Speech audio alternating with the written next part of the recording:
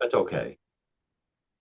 This is Karen with newclevelandradio.net, and it's time for What in the World with Paul Seaburn. And his sidekick's not here, so I'm his sidekick for the day. And for those of you listening who typically tune in when we do this live, we've had some technical difficulties today. So everybody's going to hear this streaming it. So let's get going. Let's do it. Hey, hello, everybody in the future. This is Paul Seaburn, your host of What in the World, everybody's favorite weird news podcast. Real news, sometimes strange, always funny. That's our motto. We bring you the best, the funniest, the strangest in weird news from around the world, sometimes around the universe. A good place to come once a week to get away from all the bad news, the business news, the political news, of course, all that stuff, and just listen to some strange, fun, unusual news that Karen and I, and occasionally John DiNallo, have fun playing around with. John is on assignment this week, so he is not here today, but we'll fill in for him the best we can. Uh, Karen, the first voice you hear, the first voice in your ear is, of course, Karen Hale, the our producer, our co-host. Well, she's always our co-host, and media mogul at newclevelandradio.net, which is our platform. So, if you want to find out more about newclevelandradio.net, that's the place to go. It also tells you how to find us on Spotify and all the other great places, all the other platforms. The Also on YouTube, we always like to mention YouTube because we do have photos that go along with some of our stories. So I try to explain them as best I can for those of you not watching, just listening while you're exercising. But it's always fun to take a look at those as well. And I'll even tell you to go look things up on YouTube, and we're flexible here. Absolutely.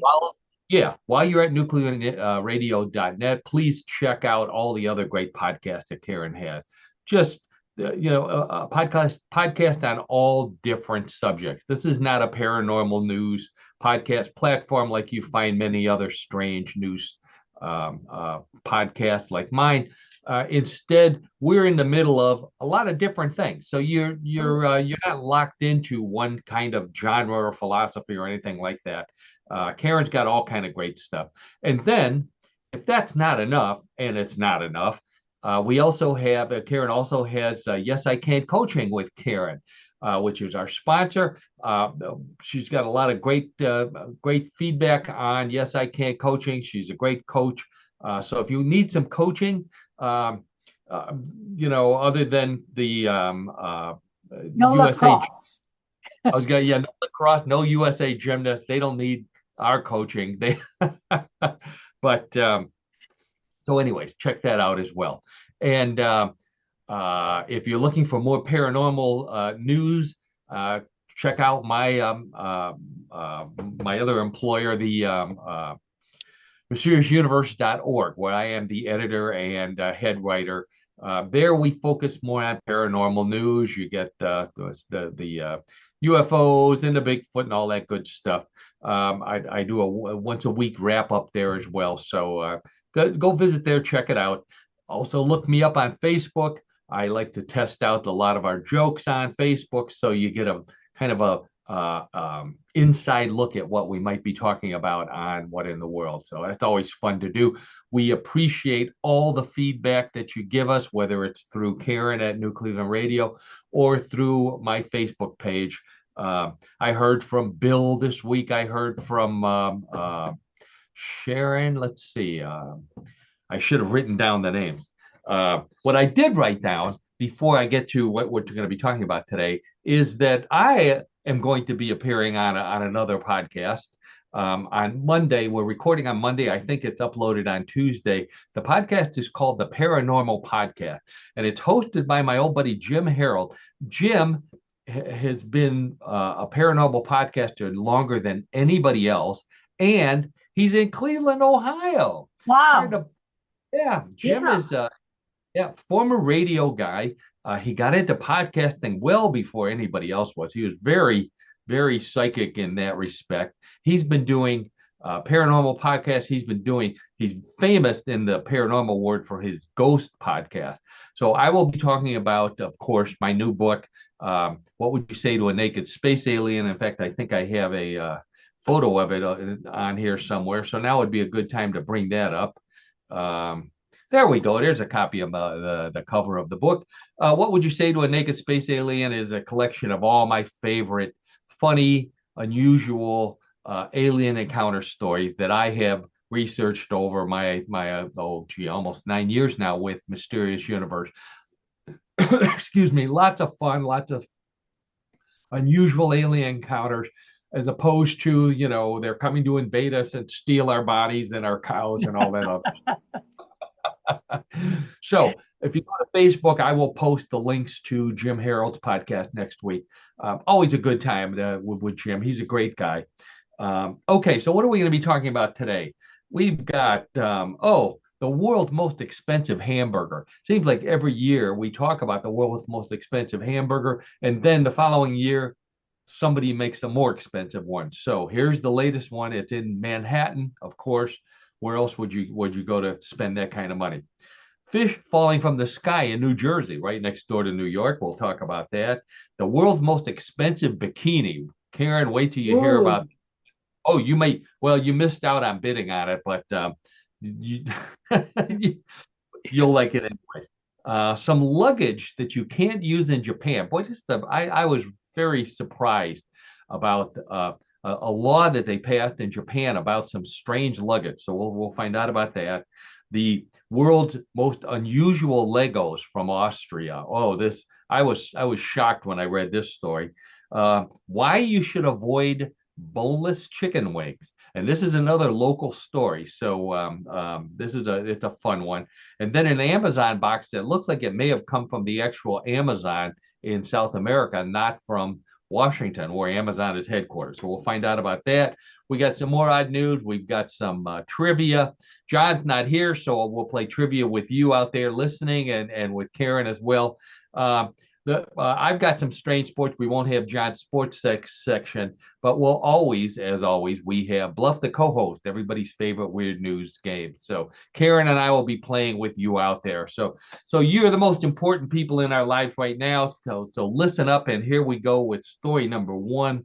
Let's see what I've got here. Oh, so the three of us, Karen, John, and myself, all live in Northeast Ohio, which means we live on the shore of Lake Erie.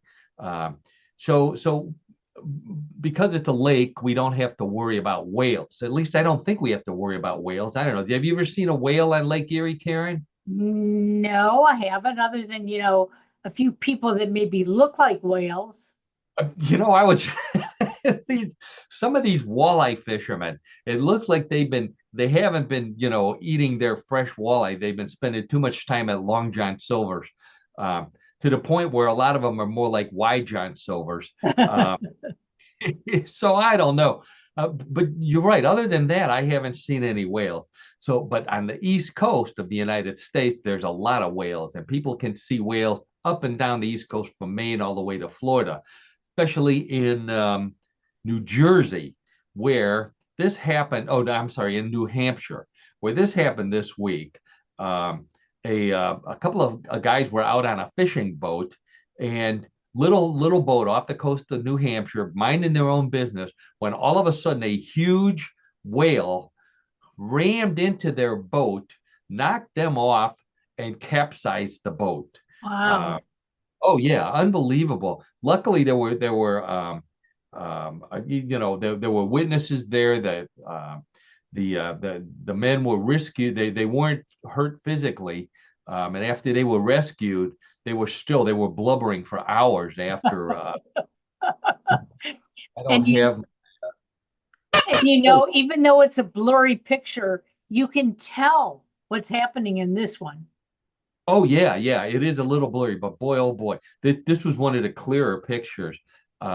Really, terrified the guy. The young guys, two young guys. After seeing how young these guys were, the whale felt pretty crappy. Um, Oh, yeah, I know. Not everybody knows what crappies are. But that's an Ohio joke for you. Fortunately, there were witnesses who could salmon the Coast Guard. And Uh, my friends on Facebook know that, and this is where I posted that story on Facebook, and I got more puns from that. It was a lot of fun. We all had a good time with that. They're not sure why the whale hit their boat. That's the big thing. Um, Maybe because they were using vegan bait, and whales like meat, so they ran. I don't know. Why would you use vegan bait when you're fishing? Um, but whales, if whales don't get all their calories every day, they turn into what is known in technical term as a mopey dick. Um, oh. Sorry about that, people. We'll move. We'll get. I'll stop the punishment at this point. John, you don't know what you're missing today. Wait. He certainly does not. I know, man. Yes. We'll be checking it out. Don't worry. So, okay, here's another fishy story. We had a couple of fishy stories this week. This one comes from New Jersey. So, Cynthia and Jeff Levine, as the couple's name, they own a 2023 Tesla Y. It's called that because they keep wondering why they bought it from that crazy guy Elon Musk. This guy. Before the show. Karen and I were talking about business for a second, and we were talking about how you know it seems like people just don't know how to run a business anymore. And for a guy who's worth as many billions as Elon Musk is, he just doesn't seem to know how to run a business. Here's a guy selling cars. He should be making friends with people, not making them upset. Well, here's wait till you hear what happened to this poor couple. So they're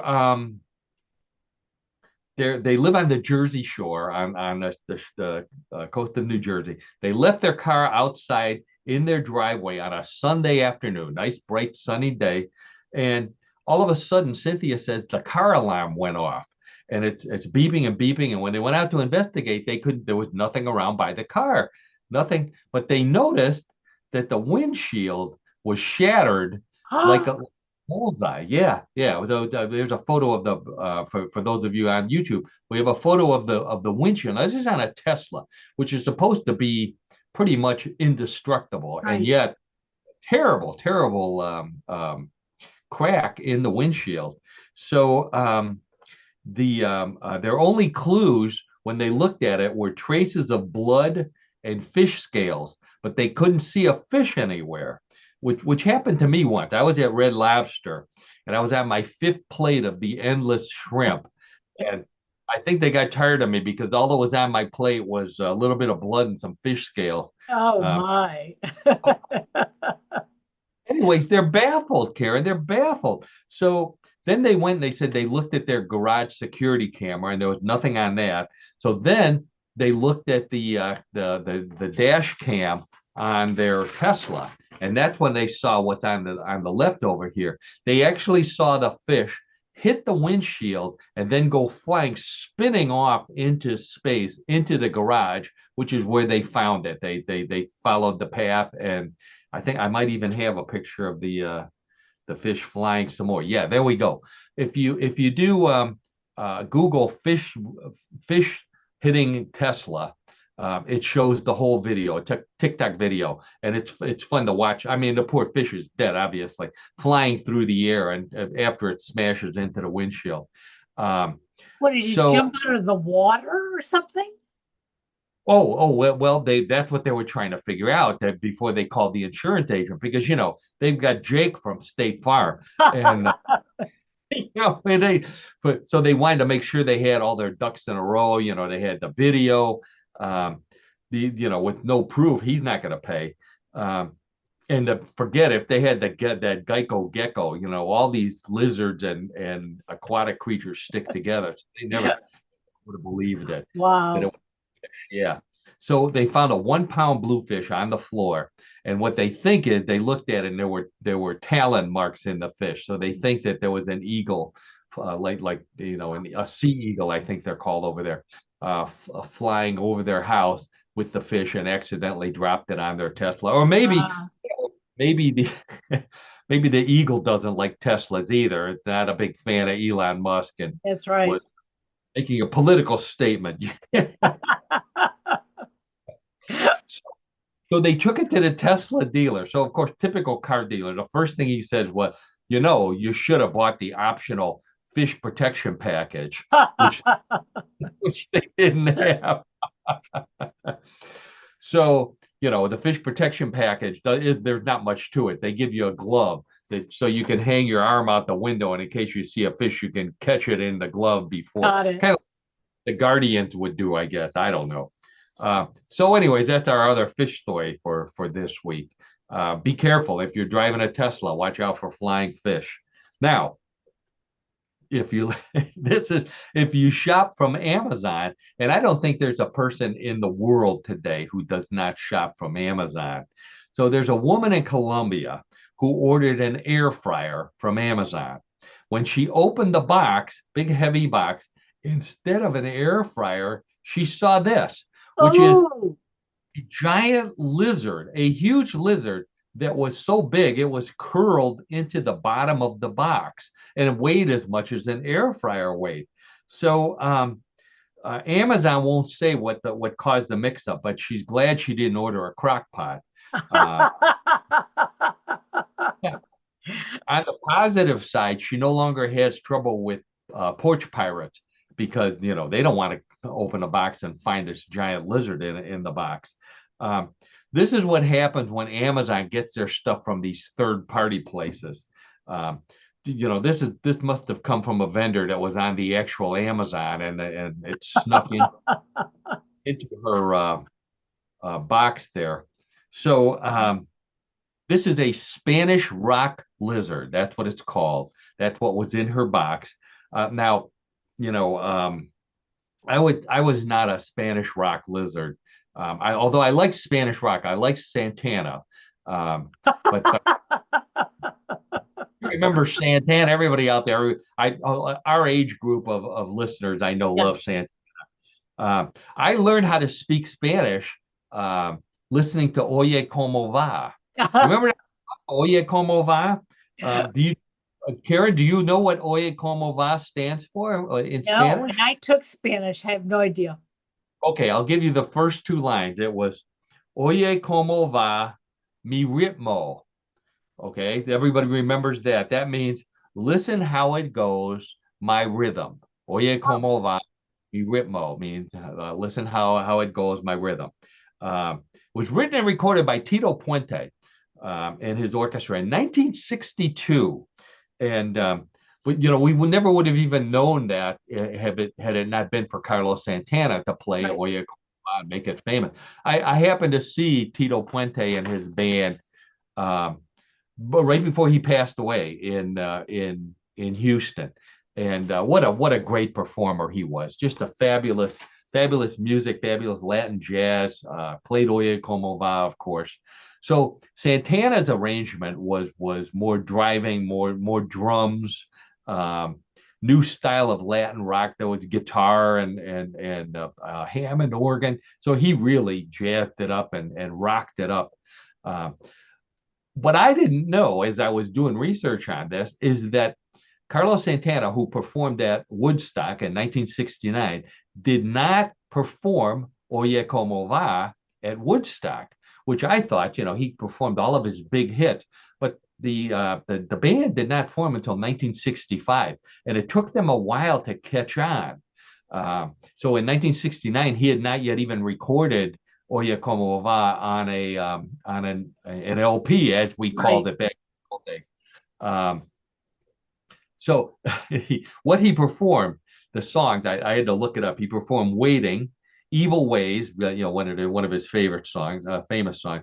"You Just Don't Care," "Sabor," and "Jingo," which is another famous instrumental. "Persuasion," "Soul Sacrifice," another famous song, and then "Fried Neck Bones" and some "Home Fries," which was a song, a blues song that he did. You can just imagine Carlos Santana doing a blues song. It was This song. unbelievable. Yeah. Yeah. So best part of the whole story, at the end, Carlos Santana, when he was doing interviews after Woodstock, he said, "Oh, by the way, I was tripping on mescaline the entire time I was on stage." Um, and he said he thought his guitar was a snake. But he Ooh. continued to play it even though he thought his guitar was a snake. How do you play a snake? I mean, I've actually held small snakes. They don't feel like a guitar at all. No, I I don't know. don't think so. No. Not even an air guitar, is not like a snake. Now, I've seen singers grab a snake. Like Michael Jackson, he was always grabbing what appeared to me to be a snake. Um, the One of those we that's as close as we get to the line there on what in the world. Got it. I happened to go to see MJ, the musical based on Michael Jackson, just a small portion of his life. And boy, there was a whole lot of crotch grabbing going on in that music. I'll tell you, good music though. And boy, the kid who played Michael Jackson, all three of them, they played three stages of his life. Really phenomenal. If you guys live in Cleveland, and go down to the theater district if you can still get tickets and check it out. Okay, everybody's been. I know if John were here, he'd be waiting for the bikini story. Yeah. Come on. All right, already. Let's get to the bikini. So, the world's most famous gold bikini was auctioned off this week, and that would be the bikini that Princess Leia or Carrie Fisher wore in Star Wars. Return of the Jedi, 1983 movie, Star Wars Return of the Jedi. That was the second movie of the trilogy.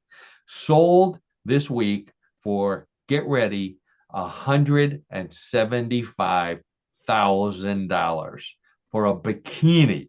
A bikini. They also had a separate auction for $5 more. You could get the bucket of drool that Jabba the Hutt made while he was looking at him. I have a picture of Jabba the Hutt coming up here. So there's a pic for those of you watching on YouTube. There's a picture of it, the model. Here this. I thought this was the actual picture of Princess Leia. It turns out that's a wax figure. That's from the Madame Tussauds Wax Museum. Uh, Really? Realistic. Boy, that looks like Princess Leia Carrie Fisher to me. Um, Absolutely. it was interesting. I don't have many jokes about this, but Carrie Fisher talks about that particular thing because it's of everything that she's done. That's the scene that everybody remembers. By the way, here's a photo of you in case you forgot what Jabba the Hutt looks like while he's drooling over her. I'll take that back down there, Karen, so you don't have to look at that. But, Yeah. I think it's funny because my oldest and youngest son, they are Star Wars lovers, the original Star Wars. And when my oldest son wanted to go see this, I went with him. And within 5 minutes, I was sound asleep. I Wow. never saw the movie. Oh. And every time my my youngest son tries to play it for me here, I Yeah. don't make it more than 15 minutes. I have no idea why. Yeah. Wow. Ooh, that'd be worth a psychological study there to find out. I wonder if that happens to any other people.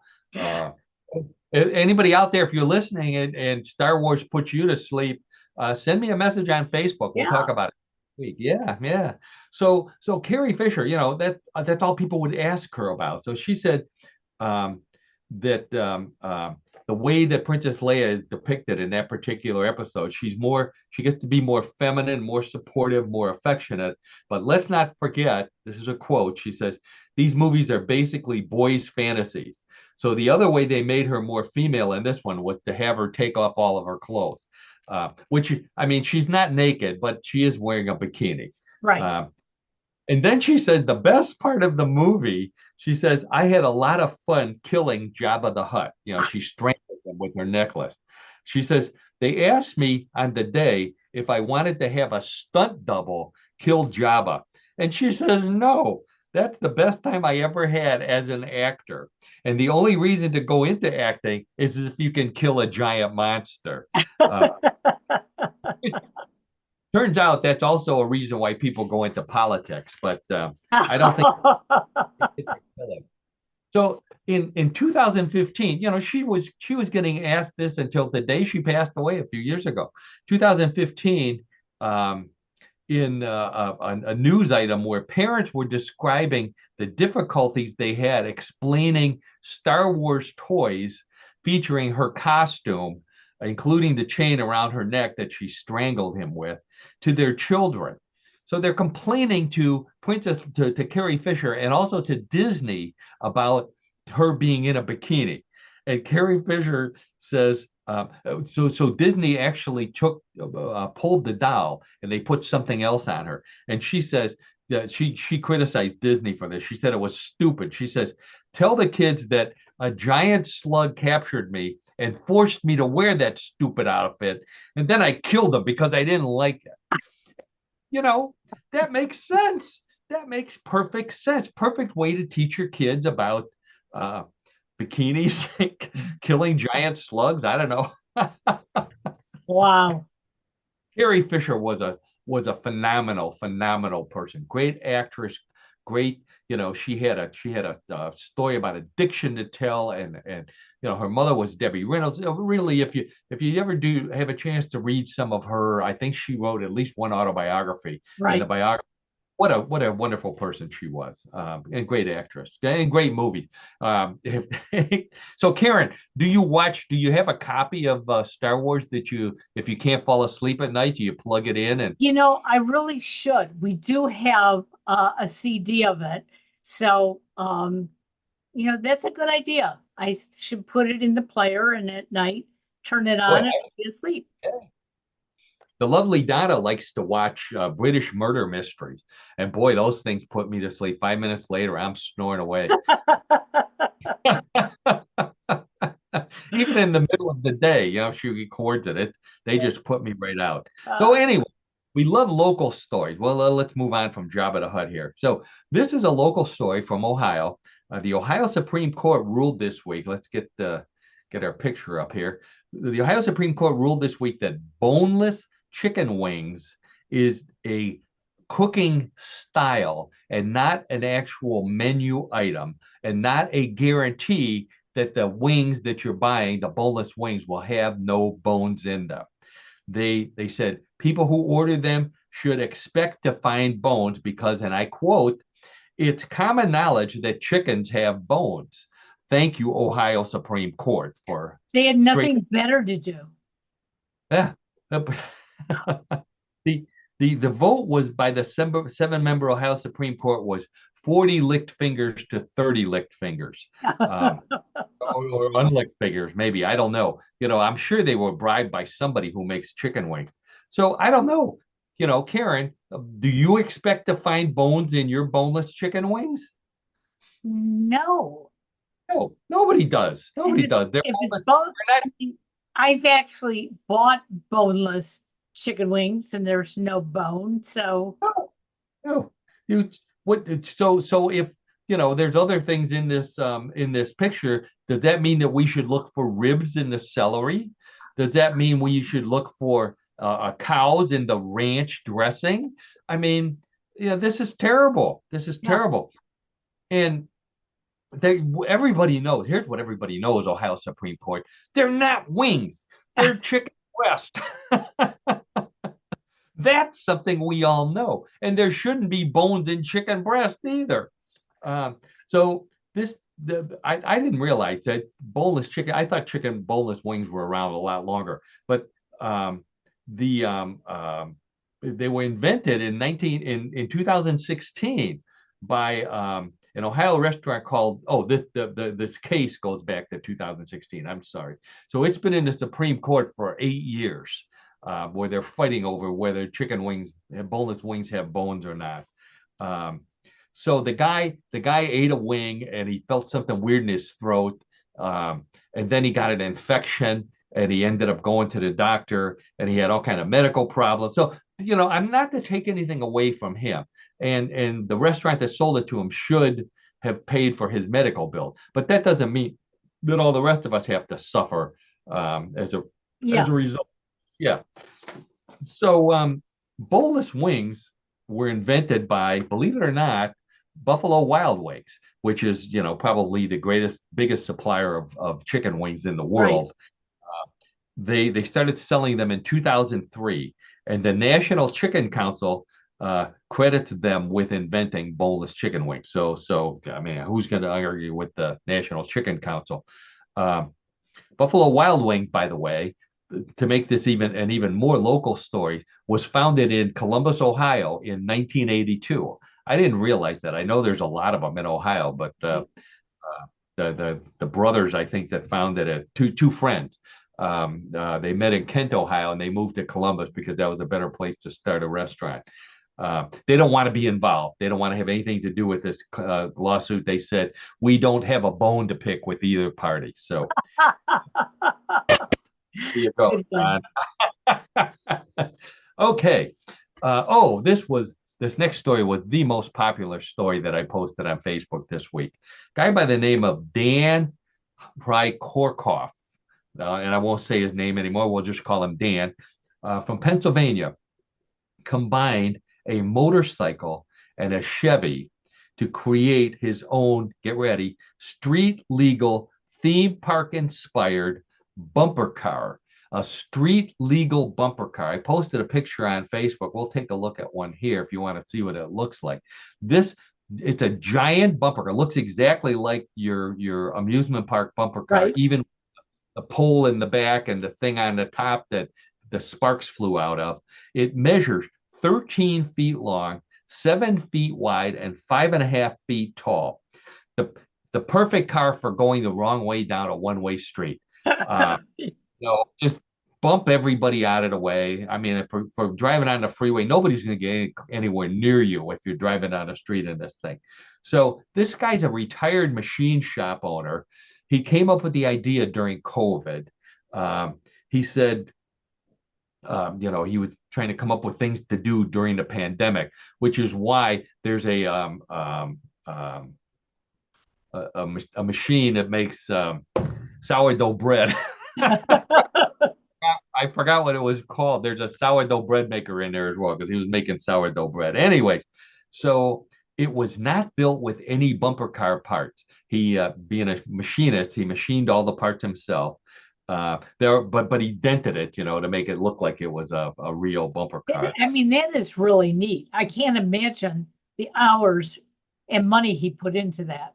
Well, figure it out. It was during COVID, so it took him 4 years. But the money, yeah, I don't know how much he probably typical. Yeah, I mean, he's a typical guy. He took stuff home with him all the time.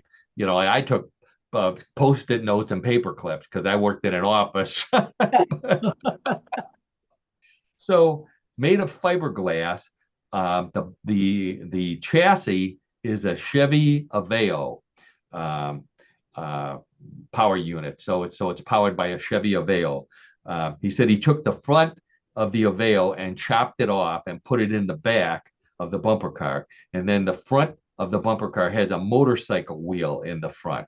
So there's a motorcycle in the front. It's chopped off, and the front of the car is in the back, which I believe is the design of a Yugo as well.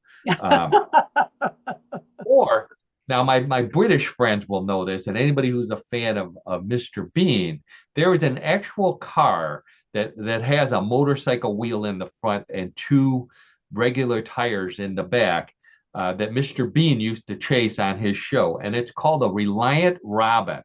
And I actually saw some of these when we were in England. There's still a few of them on the road, although when they're on the road, they look more like this because basically it's a three-wheel car that always tips over because the front wheel, the motorcycle wheel is in the front. And if you've ever driven a tricycle and you don't turn it right, you tip over. That's why you wanted to get something other than a tricycle. So anyways, if you want to see what it looks like, check us out on YouTube. There's a good incentive to visit What in the World on our YouTube page. Absolutely. Now, here's, we used to, Karen, when we first started doing this podcast, This was before we were on YouTube. I used to bring in, I would print pictures and we'd pass them around and look at them. Right. And Yes. one of our favorite things was these people who get strange tattoos and strange body piercing. We haven't done strange body piercings in a long time, and I'm not going to do one now. But this. It just reminded me of this. Oh, by the way, two friends of the show were at the original the former Joe Max Donuts the other day and posted a picture of themselves on it. Aaron and Karen. Karen lives down the street, and Aaron, is it Karen? Boy, I hope I'm getting her name right. The Robin. I'm sorry, Robin is her name. But we were just talking about the Reliant Robin. How did I forget Robin's name? Robin and Aaron, who came to visit us at Joe Max a couple of times. Both of them did. They took a picture of themselves at the donut shop. So I love hi, that. Karen. Hi, Robin and Aaron. If you're out. So, anyways, this is from the Skin City Tattoo and Piercing Supply Company in Tacoma, Washington. Why were they in the news this week? Because they were robbed. They were robbed. Someone, and they got them on video in broad daylight.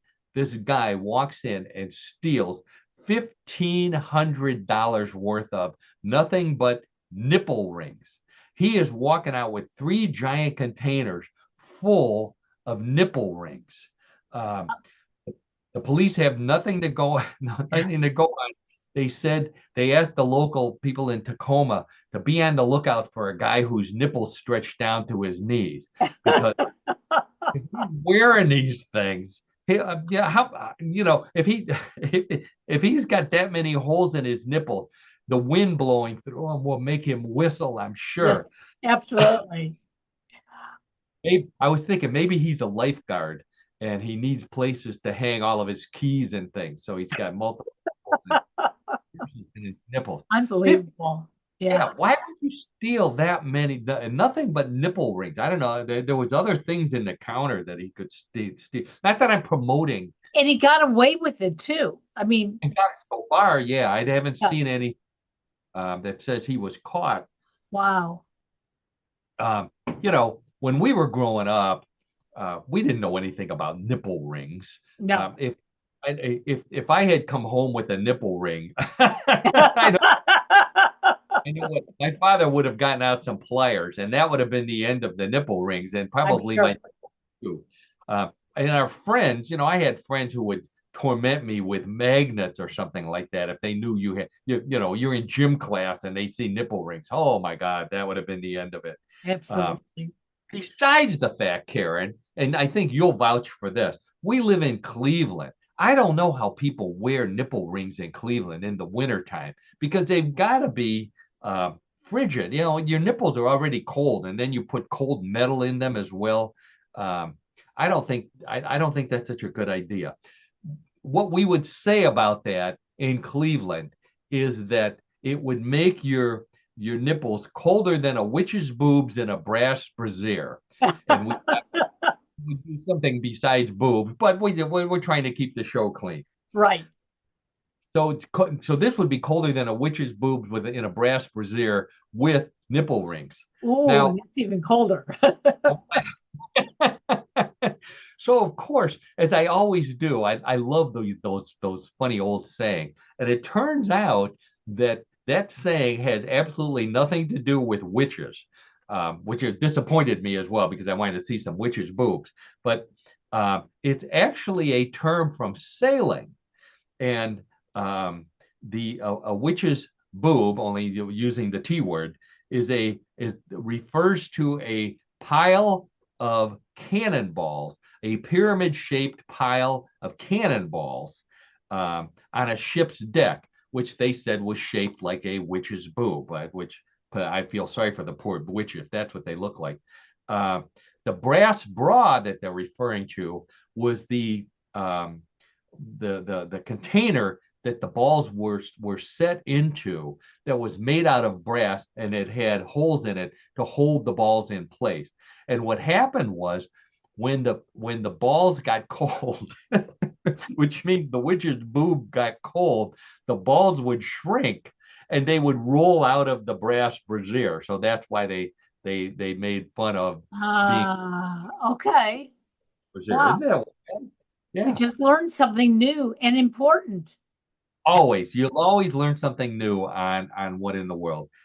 This was also called a brass monkey, by the way, for people who didn't want to offend witches. So, and they would say that it was colder than a brass monkey's balls. So, but the witch's boobs in a brass brazier was always much more fun to Yeah. say. Uh, okay, from the how bored do you have to be to come up with this file comes this story.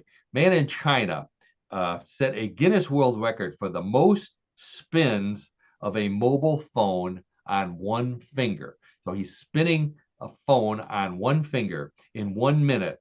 He spun his smartphone around 320 times in 60 seconds.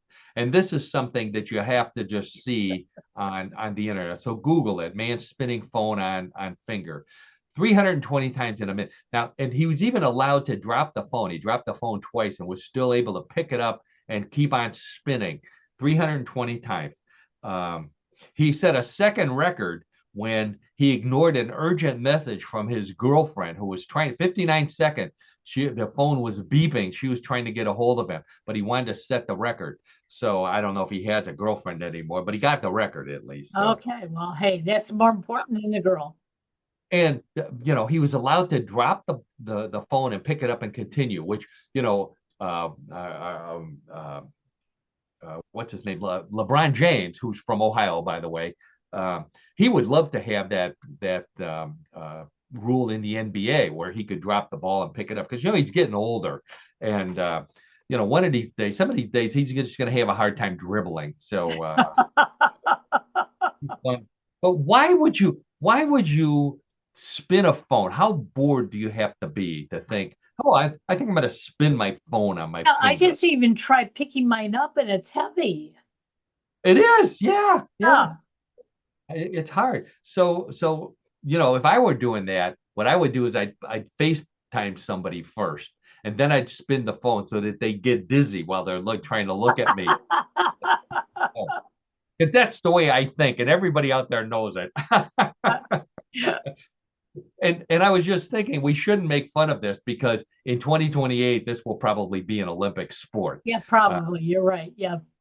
yeah, are you watching the Olympics, Karen? Uh, Which I'm sure everybody out there is. no, I'm not. There's, you know, I'm glad that, the gymnastics teams, they're doing very, very well for us. Um, and it's just hard for me to watch because it's just too much stuff. It's like, when you used to have a TV guide, the TV Yeah, guide would tell you exactly when certain things were coming on. And right. now it's just, you have to hope when you turn on the TV. That's So, right. I agree with that 100%. It is that we're showing our age, wishing for the TV guide to come back. But you're right. yes. It really makes it difficult. I will say I've enjoyed and the other thing that bothers me is that um, if you want to watch soccer, there's soccer game after soccer game after soccer game. So it's like overdose of the sport. I was watching men's handball, which is something I'd never seen before. And that was an interesting sport. And archery.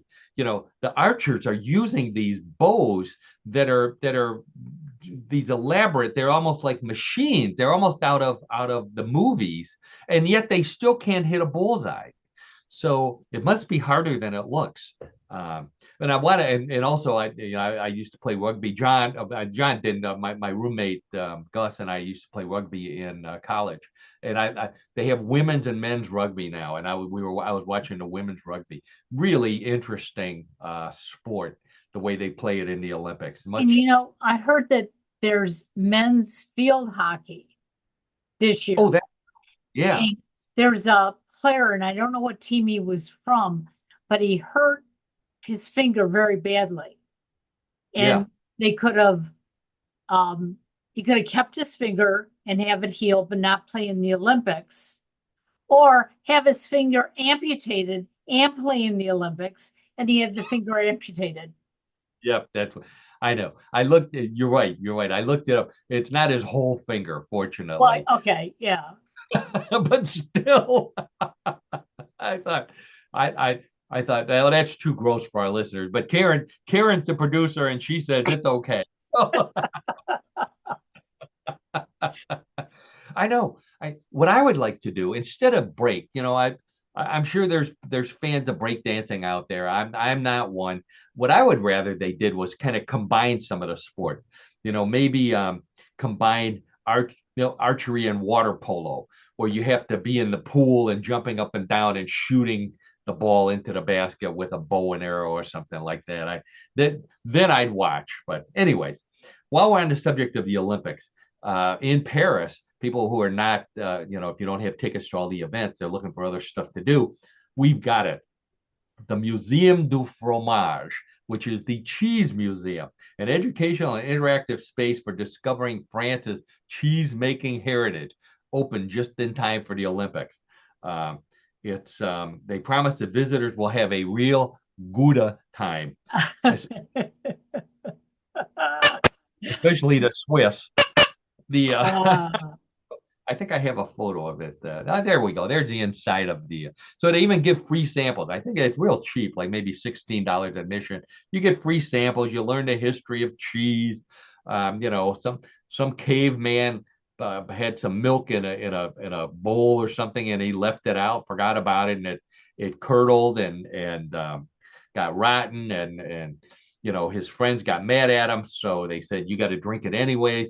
So he went out and got some fermented grapes so he could get drunk and eat the cheese. And not only did he invent cheese, he invented the cheese tasting with wine from the wineries. hey, But the best part is the bathroom at this place because there's so many international visitors. They put the signs on the bathrooms in all different languages that the tourists can relate to. So for Americans, it's called the room where you cheese whiz. Um, oh, the oh, I don't know. I wonder if they have a display on American cheese because technically American cheese is a type of cheese, although we think of it as pasteurized, processed, whatever it is. But there is such a thing as American cheese made with milk. So I don't know. We can do a field trip next year, Karen. hey, I Start think saying, that's a good idea. yeah. This was another popular story on Facebook this week. A killer otter. I didn't know there was such a thing as killer otter. Killer otter was captured and relocated from Lake Eola in Orlando, Florida, after it killed two Australian black swans and a duck. The I didn't have anything to say about that other than I knew I saw killer otters open for squirrel nut zippers back in the day, and there's a picture of a killer otter over there. Oh, look at, but he looks like a killer. Pretty scary, big husky otter there. Yeah. If if you're out there and you've never heard squirrel nut zipper, listen to them. But by all means, there's no band named Killer Otter that I can remember for sure. But Squirrel Nut Zippers is a real band and one of my favorites. Also, the lovely Donna. Uh, if you like swing music from in 1920s and New Orleans jazz, they kind of mishmash all that together and have a really good time playing. So uh, Black Swan, by the way, was a beer in Australia, one of the four major beers in Australia back in the day before they had craft brewing. And then they had Black Swan. In addition to the Black Swan, they also had Emu, was the other bird that they made named their beer after. Emu, as opposed to the Black Swan, it had a bigger glass but a smaller head, kind of like the emus were. Unique to Australia, the black swan, they were brought to Florida and California and some other places in the United States. So they're not a native bird. But even so, they don't want killer otters killing the Right. swan. That scares the little kids, I guess. And all of our friends down in Florida as well. Okay, speaking of museums, oh, wait till you hear this one. This one was unbelievable. There's a museum in Vienna, Austria, and I'll try to pronounce it. The Bestattung Museum, which is a funeral museum in Vienna. And they're helping kids deal with death because, kids have to deal with death as well as adults by developing, get ready, a funeral Lego set. A Oh my Lego set, God. yeah, with all kinds of scenes from funerals, including a hearse, a casket, undertakers, grave diggers, tombstones, um, and more. If you really want to feel like you're about to die, though, leave the Lego blocks on the floor where your dad can step on them in their bare feet, and Yeah. you'll be your life. Yeah. Uh, Karen, so what we're looking at here is a casket. They actually have a corpse, Lego Yeah. corpse, in a Lego casket with Lego flowers on top of the casket and a little Lego candle there. Uh, very, very not lifelike, but apparently they think that this will help kids learn more about dealing with death. Here's they have a crematorium. This Oh is the one. no. Isn't that wild? It's a the crematorium looks like a Lego crematorium. You can see a little painted pictures of flames on the inside, and the guy who I don't know what the person who runs the crematorium is called the crematariat or something, and a Lego box to shove in. I don't know if it works. I hope it doesn't work, but yeah, I don't think it does. No. if it did, you could also use it for your Lego Easy Bake Oven, I think. Yeah, I Uh, guess. You know, yeah. Oh, go ahead. Please. I'm not sure this can make a child more comfortable with death. Yeah. Um, I I don't know. I have a lot of doubt because if parents don't explain it right, Yeah. it's and not every parent has the talent to explain something like, what is this for? Oh Oh, yeah, they just burn your body to ashes. Like, yeah. nope. Yeah, You're yeah, saying there should be a manual to go along with this. yeah. Uh, I think, wait, it gets better because I thought the crematorium was the worst, but they also have an embalming room. Now, fortunately, this is the best picture I could find, and it's kind of blurry. But they even have a Lego embalming room, which which caused me to question, aren't the little pieces already stiff? Do they really need an embalming room for Lego pieces? Um, and then they had a funeral parlor, with the body in it. They even had guest to bring to I'm the the funeral skeleton. skeleton. I don't know why they put the skeleton in there. I guess how is that going to help the kids deal with death? I have no I have idea. no idea. But if you want to make it more realistic, what they should have a room off to the side where all the guys go and get drunk and start singing songs and because that's what happens at most funerals that I go to these days. Everybody's celebrating the life of the person, but that doesn't really teach the little kids anything. Right. So okay, all right. What do I got here? Oh, I wanted to talk about this story here. The There are so many tourists in Japan now that they're riding around on motorized suitcases, and this is a new thing. I've never seen this. Motorized suitcases.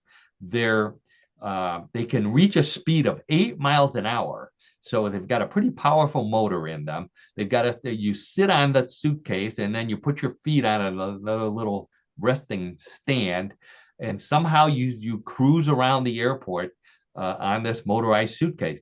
So there's so many of them, and they're causing so much trouble at the main Tokyo airport that the government of Japan passed a law categorizing them as motorized bicycles, which means that people riding them have to have a moped license or they get a ticket. So don't make sure you got your moped license when you go to the airport, which is bad news for Beyonce because I heard she was planning to go to Japan and to carry all of her clothes. She got a motorized minivan from Yep. and they said, sorry, you're going to have to get a license for this. The law also says that these motorized suitcases have to be equipped with real safety features, not just putting your pillow inside and saying that that's your airbag. It has to have real safety features. So, you know, I remember when business travel was a lot different than it is now. Some friends of mine were talking about it from over the weekend, and I remember when you handed a bag with your suit in it to the flight attendant when you walked onto the plane, and she actually had a closet where she hung it up and Right. remembered which bag was yours when you were walking out and said, thank you for flying United or whatever I'm flying, and handed me the right bag. Um, you know, to these days, I went on a flight the other day and I asked for a blanket. And as I'm coming in, and a flight attendant says, "We don't have blankets anymore. Sit next to somebody who looks like they want to cuddle with you." Yeah. I said, "Oh, I'm not going to do that. I'm not. My wife is not on this flight, and I don't. These are all business people. So, but I can't explain it, Karen. I can't explain these You things. know, when I flew last month to visit my son in Texas, Oh I yeah, could not lift my carry-on to put in the upper compartment. yeah, And the crew would not help me. They told me if a passenger wanted to help me, they could, really. but they aren't responsible for helping. And I can't lift my arms up that high. And I finally got it in, but I couldn't get it out at the end of the trip. And luckily, there was a nice man who said, "Here, I'll get it for you." Yeah. But it's like air travel is totally different than it's ever been, like you said. And um, you have to pay for every little thing that you want on the airplane now, too, even a Yeah. snack. Yeah. Yeah. Yeah. Yeah. Well, speaking of paying for every little thing, I wanted to get this story in because I did talk about it. The world's most expensive hamburger. I think I have a photo of it here. This is from the Sip and Guzzle Bar in Manhattan. The world's most expensive hamburger. It's called the Royale with cheese. It's made with uh, Miyazuki Wagyu tenderloin. So that's the most expensive beef in the world. House-made cheese made with aged white cheddar, minced onion, Japanese barbecue sauce, smoked soy sauce. The bread is a pillowy cloud of milk bread imported from a Tokyo bakery, served inside a gold box. It's not even, which is sitting on a gold tray, and some kind of sauce on the side. This sells for $150, and you don't get to keep the gold box and the gold tray either. That's $150 for that little sandwich. Uh, doesn't even look like a whole piece of bread. Does it, Karen? It doesn't even look appetizing in the Doesn't picture. even look appetizing. I know. And so they said if they actually asked people and who bought it, somebody actually bought it, and they said it tasted really good, but it cost them $30 a bite, which I believe Charlie Sheen used to pay that for hookers too, $30. But and then they said you can make it a happy meal. If you want to make it a happy meal, you can add black truffle cherry soda float or a white truffle milkshake for an extra $50. Now, If you yeah, there's only one way to make this a happy meal, and that's to give me a coupon for $145. So I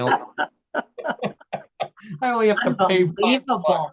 Oh, Yeah, yes. $150 hamburger. And on that note, now I'm hungry, but not for that. no. Um, we would normally be switching over to John and What in the World of Sports, but John again is out on assignment. So we're moving right to Bluff, the co-host, everybody's favorite weird news show. We were weird news game on the weird news show. For those of you who haven't played before, and I can't imagine not because everybody knows about it, but I'll explain it to you. I have three stories. They are similar to the ones that we've been talking about all afternoon, with one big difference. Those stories were real. Stories in Bluff the co-host may be real, they may be a bluff. And it's up to you and Karen. And if John were here, John, I'll play for John, the imaginary John, to decide if the story is real or bluff. So we allow wagering. So place your bets. Karen, hand on the buzzer. Okay. Uh, have a feeling I know who's going to win this week, but let's see how you do. Okay. Story: two brothers in Australia collected 10,000 beer cans and turned them into an aluminum body car shaped like a giant beer can, which they then placed it on a chassis of a Ford pickup truck and made it into what they thought was a street legal beer can car. Sounds like our bumper car guy. In fact, the police who stopped them on their inaugural drive thought it was legal too. Unfortunately, the driver was not legal. It turns out that sitting in a beer can car for an hour and breathing the fumes from the leftover beer in the cans gave the driver a blood alcohol level of just over the legal limit in Australia, even though his brother sitting next to him swore that neither of them had anything to drink. The cops, unfortunately, had the car towed, and the judge agreed to drop the charges provided the brothers don't drive the car until it is thoroughly cleared of the beer residue. Okay, so two brothers in Australia who save 10,000 beer cans, make a car out of it. They think it's legal. They get pulled over, and their blood alcohol level is high because of the beer in the cans. Real or bluff? Karen will start and end with you. Well, those cans had to have aired out over time. I mean, 10,000 beer cans, okay, takes a long time to drink 10,000 cans of beer. And I'm sure it took them a while to build the cars. Still having the fumes, that just doesn't seem possible. So I'm going to say this is a bluff. Okay. All right. Carrot says it's a bluff. John, of course, would have a long logical reason why he thinks it's real. The It's a check with the judges, and the judges say, Karen, of course you're right, Karen. That's an obvious bluff. Although I will say this. When the lovely Donna and I lived in Houston, Texas, there was a house called the Beer Can House, and the guy drank Lone Star beer. That's all he drank, and he would flatten the cans and nail them to the side of his house till it was full. Then he started nailing the gate in front of his house and a fence, and it became a tourist attraction. And if you stuck your nose close to it, you could still smell the beer in it. Really? So yeah, but I Okay. don't think you can get drunk off of it. All right, so Hey, Karen's ahead of John 1-0. Way to go, Karen. Let's get right to story number two. The city of Ottawa in Ontario, Canada, has a huge Middle Eastern population and over 200 shawarma restaurants.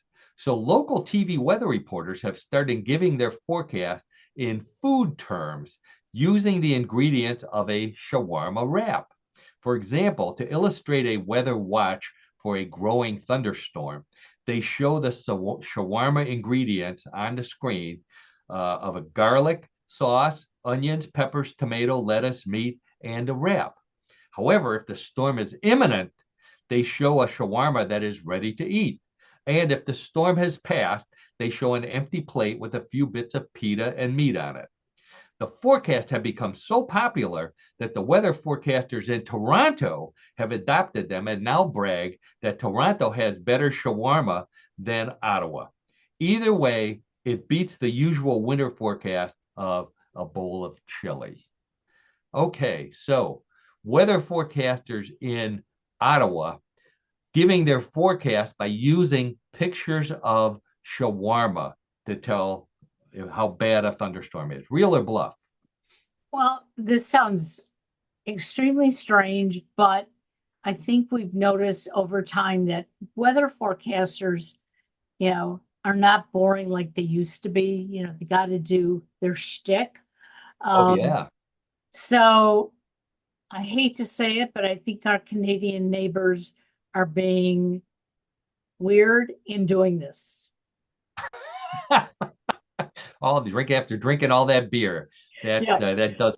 Okay, so Karen says that the weather reporters in Ottawa are using shawarma to explain their forecast. John, of course, would have a long and drawn out reason why the this is just absurd that they're under some sort of law and they're not allowed to do strange things like that. So John would say it's a bluff. And let's check with the judges, and the judges would say, Karen, you are spot on again. That was a real story. In fact, Ottawa has more shawarma restaurants than most cities in India and in the Middle East. So if you like shawarma, not that far from the United States, jump across the border and check them out along, but check the weather forecast first. Yeah, check the weather forecast first. Yep. Yeah, okay. So let's see. The score is 2-0, but everyone knows points are double in round number three. So imaginary John could at least tie the score, unless Karen gets three in a row. So let's see what happens. There was a time when the second best part of getting a new car was driving around for weeks breathing in that new car smell. Unfortunately, scientists have discovered that the chemicals behind that smell include formaldehyde and other gases that are bad for your lungs. Now, a new study says that global warming is giving us more days for those new cars to sit out in the hot sun, and hot new car smell can actually be deadly.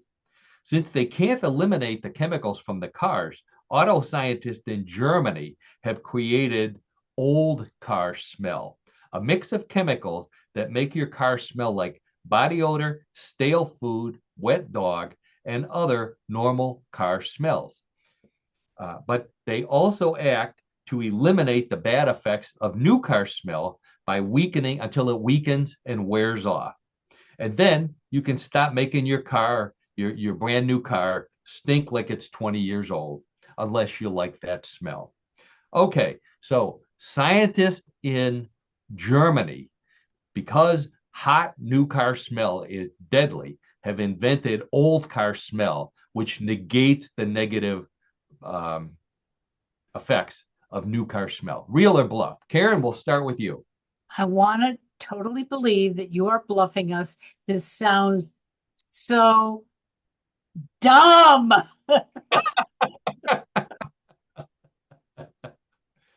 Okay, Karen, Karen, you use that reasoning quite a bit. Yes, I do. Okay, I don't know how everybody else out there voted on that one. John, of course, would have some sort of scientific explanation for why old car smell is really logical. And by the way, it sounds like a good business that he might want to get into now that he's retired. So he would say that it's real. So we'll check with the judges. The judges say, "Way to go, Karen! Three in a row. That is a bluff." Wow. Yeah, Okay. sorry, imaginary John. So that means imaginary John is going to have to be studying with imaginary Annette over the weekend. Well, and now that she's retired, she's got plenty of time.